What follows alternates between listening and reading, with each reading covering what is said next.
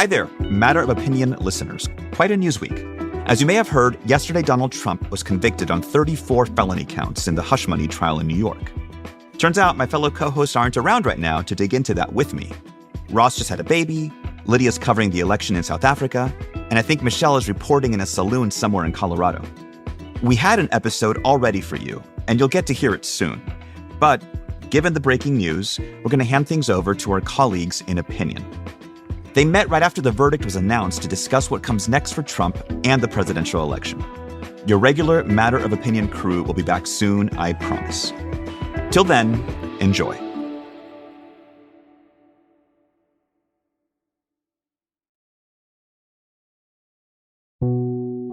I'm Patrick Healy, deputy editor of New York Times Opinion. I'm Michelle Goldberg, opinion columnist. I'm David French, opinion columnist and recovering litigator. Donald Trump has been found guilty on all 34 felony counts of falsifying business records in the hush money case. There's really no other word but historic for this moment. And we're in uncharted waters in terms of the political implications of Trump's conviction and what it'll mean for the presidential race, for American unity, and for the future. Guys, we're recording this just 2 hours after the verdict was delivered. In one word, how are you both feeling? Michelle? Thrilled. David? Unsurprised. Oh, David, you took my word. Okay, we're going to have a arm wrestle on surprised, but Michelle, you go first. Why thrilled? Okay, so it's not that I think that this is going to finally put an end to Donald Trump or even change the trajectory of the election all that much. But I do think that if there had been a hung jury or an acquittal, it would have been really good for Trump and it would have given him even more wind in his back going into the election. Whereas this is, I think, a reminder that Trump's aura of invincibility can be pierced, that, he loses in court again and again and again. The fact that our political system has proven so unequal to restraining his rampant criminality has, I think, given people a feeling of hopelessness. And I hope that this verdict punctures that a little bit because, when he's judged the way other people are judged again and again, juries, judges see through his misdoings. It's so true. The institutions really have held up. David, why surprised? Unsurprised. Unsurprised. I apologize. Yes. Unsurprised. Well, we're really going to arm wrestle then. Well, I'm not surprised because the strength of this case was in the facts of the case, and that's what a jury decides. A jury decides the facts. The judge decides the law. The Court of Appeals decides if the legal posture of the case was correct. But the jury addresses the facts, and the facts here are stronger than we knew they were going into the trial. Going into the trial, I thought that the evidence that Donald Trump falsified business records and that he falsified business records with a consciousness of guilt surrounding the entire hush money process, I thought the prosecution could make that stick. And then during the trial itself, the facts of the case were stronger than I had believed before. And one of the things that I thought was particularly important in the case was actually the Stormy Daniels testimony. Because what the Stormy Daniels testimony did is it showed clearly and unequivocally why he would want to pay hush money. Because she had a terrible story to tell. She had an awful story to tell. And at that time in the campaign, when she came forward right after the Access Hollywood tape dropped and said, I've got a story to tell, it was critical for him to suppress as much as he could. So the prosecution had a very compelling story to tell, which was he was going to bury this and he was going to spend a lot of money to bury it. And that he knew there was something about it that was wrong. That's why it was concealed. That's why the payments were mislabeled. And so nothing about the verdict actually surprises me. To follow on to what David said, I was in the courtroom for a couple of days, including for closing arguments. And what struck me is that the discourse around the case has been sort of meta. Should Alvin Bragg have brought it? What will a conviction mean to the election? But in the courtroom, it was, did Donald Trump do these things that he's accused of? And it was so obvious that he did. And even though lawyers I spoke to thought that Donald Trump's defense attorney did okay with what he had, from where I sit, his arguments just seemed so ludicrous. I guess he can't argue in court, right, that Donald Trump is being unfairly persecuted for something that other people get away with. So instead, he's arguing that Donald Trump never had sex with that woman, right, kind of echoing Bill Clinton. And then he is arguing that the $420,000 that Michael Cohen was paid to reimburse him for paying off Stormy Daniels was a legitimate legal fee based on a handshake or verbal retainer agreement that they had for Cohen to act as his personal lawyer, right? It was preposterous. And then the other thing that they argued, which also I thought was ridiculous, was that David's talking about how important the Access Hollywood tape is in understanding the kind of chronology and motivations. One of the things that Donald Trump's defense attorney tried to argue was that the Access Hollywood tape actually didn't matter that much, that it was a bad day and there was going to be, a few days of aggravation, but that people were exaggerating and thinking that this was a major moment in the campaign, which is just, if you lived through it, that's ridiculous. Yeah, I think, Michelle, the precise legal word for that argument is bonkers. It's just wild. We all remember it. This was the biggest story in America. And this was the first time that you began to see Republicans fleeing the campaign after the convention. After the Republicans consolidated at the convention, you began to see cracks in the facade after the Access Hollywood tape. That was a 9-alarm fire. That was an emergency for the campaign. And yet he held it together. And that goes to why I felt surprised by this. And it touches on things that you two have both raised now. While our institutions have often held up with... Well, I think our legal institutions. Our legal institutions have held up. That's the thing. The ability of Donald Trump and his team to have a playbook for almost any situation where at the end of the day, even if reputations are scarred and people are thrown under the bus, he is still able to evade accountability. I only really saw that in the 2020 election, ultimately at the ballot box. And I've just found myself thinking, and maybe it's a little jaded, but that you get 12 jurors in a room hearing the evidence, that there may be just one or two that sees a former president in the dock and wants such clear smoking gun level Law and Order drama that just really kind of nails him. But they had it. They had it. They had smoking. I mean, they didn't literally have Donald Trump saying a version of what he said in Georgia, which was, find me the, umpteen thousand votes that I need to get. No, but they had tapes with him and Michael Cohen, kind of talking about the payment to Stormy Daniels. I think that, a lot of people were worried, and I was worried that there was one juror that was sort of in the tank for Trump. The Trump campaign was floating this theory that one Trump juror kind of kept making meaningful eye contact with them, that they were lighting up when J.D. Vance came into the room. So I certainly worried about that. But in terms of the evidence, it was just so incredibly open and shut. Let me ask you that, Michelle. Who do you think was the key witness, in your opinion, looking back on it, that got to conviction on all the charges? Oh, God, that's really hard. I mean, I think that Hope Hicks was really important because she obviously wasn't trying to throw Donald Trump under the bus and actually burst into tears, but also blew up the whole story, again, that the Access Hollywood tape wasn't a big deal. David, what about you?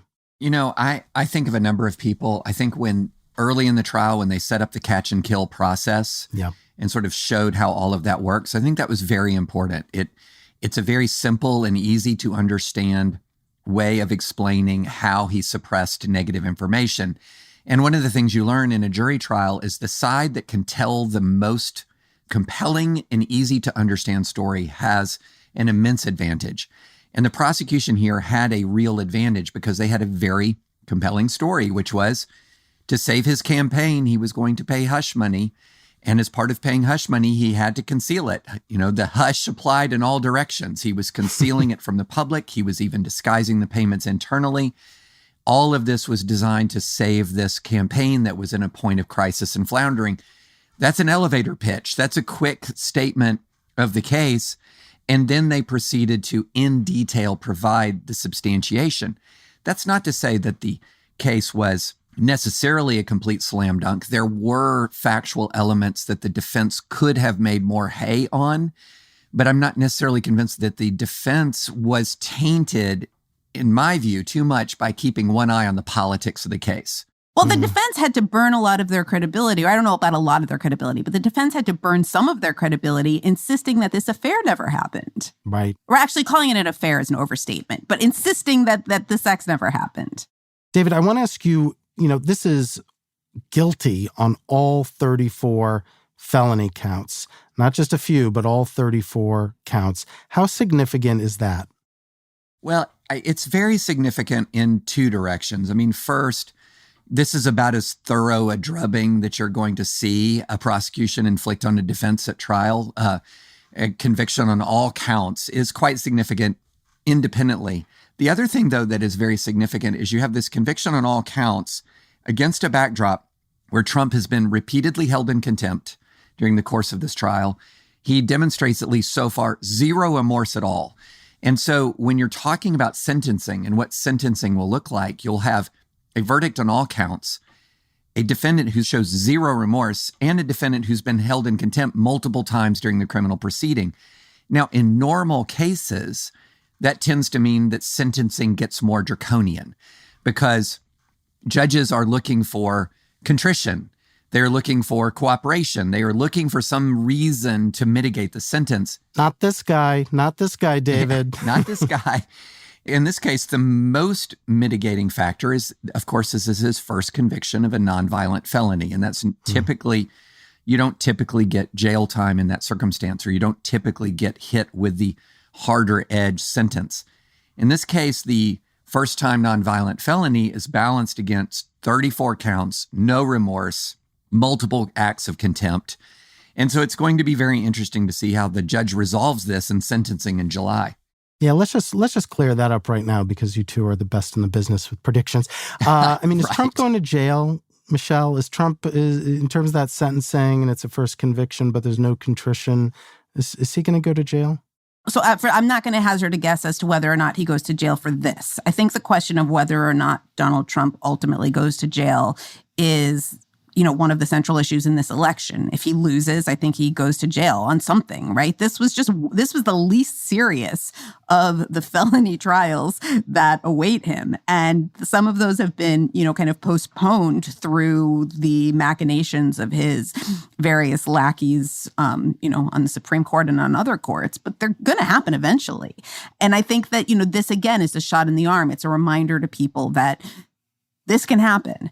But if Donald Trump is elected, presumably even if he gets sentenced to jail in July at sentencing, he appeals, right? And presumably he's on bail pending appeal, and this stretches past the election.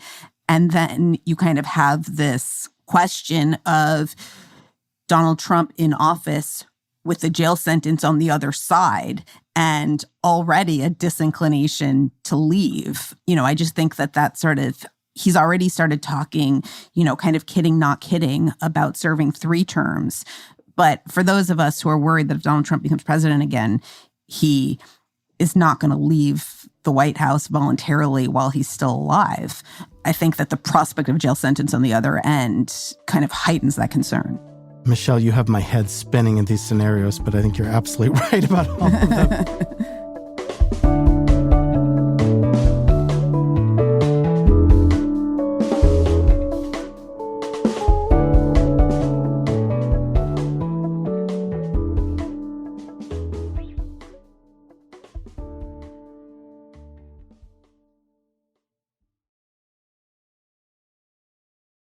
David, the jury came back in just 2 days, a very, relatively quick return. And as I said, guilty on all counts.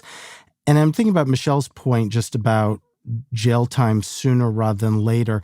I am wondering if this judge in sentencing in July looks at that quick verdict, that absolute, it seems like, certainty verdict, and does come back with some jail time. What do you think? And does the timing affect it at all, or is that just apples and oranges? Even though Trump has not been remorseful, even though Trump was cited multiple times for contempt, I'm still of the view that it's a stretch that he'll serve time in prison because of that first-time nonviolent felony status. I'm much less confident of that than I was 3 weeks ago, 4 weeks ago. 3 or 4 weeks ago, I would have said, no, Patrick, he's no way he's going to spend time in jail. Now I'm not as sure. I would still be surprised. But what I would also say is, Michelle hit on something very important. There's an appeal coming here. And so this case is not over. There is going to be an appeal, and the appeal will be fought on the grounds where the prosecution is weakest. And the prosecution is weakest when it comes to the underlying legal theory. Michelle, you attended the trial and you wrote about how a lot of Americans were really kind of tuning out the proceedings. I'm very interested in the impact that this verdict is going to have, particularly on swing voters, just in the weeks and months to come. As we sit here now, it's a historic result, but what kinds of impact do you think the verdict might have on certain voters, on the election? So look, obviously, I think most voters are locked in, and I don't believe those surveys in which 17% of voters say that a conviction will change their minds. I think most of them will be able to rationalize voting for a felon. But, our elections tend to be extremely close. And so we're not talking about that many, it doesn't have to change that many people's minds for it to have a big impact. I think a lot of people, for example, in 2016, think that Comey reopening the case against Hillary Clinton was something that was decisive in that election, even though, you kind of think about who are the people who are going to vote for Hillary Clinton, and then that changed their mind. In as much as there's a sort of tipping point of scandal, and in as much as people think, well, this is just going to be too chaotic to have a president who might be in jail or who's running to keep himself out of jail, again, it doesn't have to change that many minds for it to be really important. And then the other thing I'd say is that part of the impact could be precisely because people haven't been paying a lot of attention. So the New York Times Siena poll of swing voters showed that most of them did not expect him to be convicted. Large numbers of Republicans, but also independents, and even pretty significant numbers of Democrats. And so the fact that he was convicted is going to be jarring for some people, and again, may cause at least a few of them to rethink some of their priors. It's such an important point, Michelle. I mean, throughout the primaries last year and into this year, so many people thought that he wouldn't get convicted. And, there were Republicans in our New York Times focus groups who didn't think Donald Trump would be the nominee, that there were too many obstacles to him. There is such a power that comes from the simple fact that he has now been convicted. And I'm not sure how that gets messaged by the other side, but with 5 months to go, I think that there will be voters in those suburbs of Philadelphia or in some of the northern parts of Wisconsin that can be on the swingier side and that care to some degree about ethics in government. And let's remember, he's going to be sentenced like 3 or 4 days before the Republican convention. Yep. So this is going to stay top of mind. Totally. The other thing about this that I think is very interesting is the people who are the repeat voters, like the 2020 voters, the people who are most engaged, they're Biden. It's the people who are disengaged that are supporting Trump. The people who are the lower propensity voters, the less engaged people tend to support Trump. That's a huge challenge for the Biden campaign because you can sit there and say to them, well, you need to change your messaging or you need to change your strategy in some way. But if the voters are disengaged, they won't know anything about the messaging change. But you know what does break through? Trump convicted. Those 2 words, Trump convicted, that's something that breaks through even if you're only getting your news occasionally on TikTok or on Facebook. And I think that this has a real potential to break through with the very disengaged voters that are Biden's weakness right now. And yes, some of them will reflectively sort of have that distrust of institutions and say this was political, but others are going to be surprised to hear that Donald Trump was convicted of a felony. And that will shake some people. And I'm not naive. I know that some hope that the dam will break and all the Trump support will be washed away. That's 2016 thinking. That's not 2024 thinking. But what is possible is more erosion. more chipping away at that Trump support. And the more the disengaged voters are exposed to those two words, Trump convicted, the more that might make a difference. But I have to raise the issue of the appeal again. Here's something I'm worried about. I'm worried about a situation where Trump is convicted, he loses a close election, and then the case is tossed on appeal, which is quite possible. And I think that could be a very negative development. Yeah. If that happens. And I'm actually quite worried about that. I think you're talking about a short-term point and a long-term point, David, that are really important. Short-term, language that can break through is so important. In 2016, we had build a wall, Mexico will pay for it, lock her up. There were just certain phrases, as outrageous as they were, that stayed with people. In 2020, there was a certain degree of like normalcy, or let's just get back to normal. That was sort of a soft pitch, but it worked for a lot of people. It spoke to where they were. Trump convicted may not be a hopeful or aspirational message, but it is something that brands the opponent better than trying to convince people that the economy wasn't as great under Donald Trump as it was under Joe Biden. The risk of explaining politics too much doesn't redound in the same way as one kind of like strong message like Trump convicted. Now, longer term, I mentioned at the top about American unity. I am very curious about how all this washes out. I think Michelle is right that those other cases are more likely to lead to jail time. But when history gets written and the MAGA base still exists, 4, 8 years from now, if Donald Trump looks like he's someone who was kind of put through the legal ringer and there was what seems to people like unfairness, witch hunt, rigged system, if there's questions about appeal, if it turns out messier than one might hope, that could have its own damaging effects. Wait, can I just push back on that a little bit? Because sure. I just feel like we never talk about the sense of injustice experienced by people who've had to watch Donald Trump enjoy impunity over and over again. There's a lot of people who have lost faith in, and I include myself among them, who started out cynical about the Supreme Court and who now see it as a wholly corrupt institution. I feel like there's always a lot of worry about the MAGA base and their view of the legitimacy of institutions. And again, I just think that the MAGA base is going to feel victimized almost no matter what happens, right? They won an election in 2016 despite losing the popular vote really decisively, and then spent, 4 years feeling like they had somehow been mistreated. And so, that's happening no matter what. I do think that one thing that could potentially, and again, this might be wishful thinking, but I also think Donald Trump loses this election. I mean, again, maybe this is just like kind of hopium, but I don't think if he loses, he's going to be the candidate in 2028. And so if the Republicans lose another election against an extremely unpopular incumbent, you have to think that there's going to be some sort of reckoning and some sort of, just as I'm old enough to remember when people treated George W. Bush as this kind of godly, figure, this paragon of manliness. There was these caricatures with this bulging codpiece. It was disgusting. And, and then he became a loser and something that people were ashamed of and didn't want to be associated with. And I think it's, that could happen here if he doesn't lead them to the promised land. Yeah, Michelle, I think you're right. I mean, the dam isn't going to break just because of Trump convicted.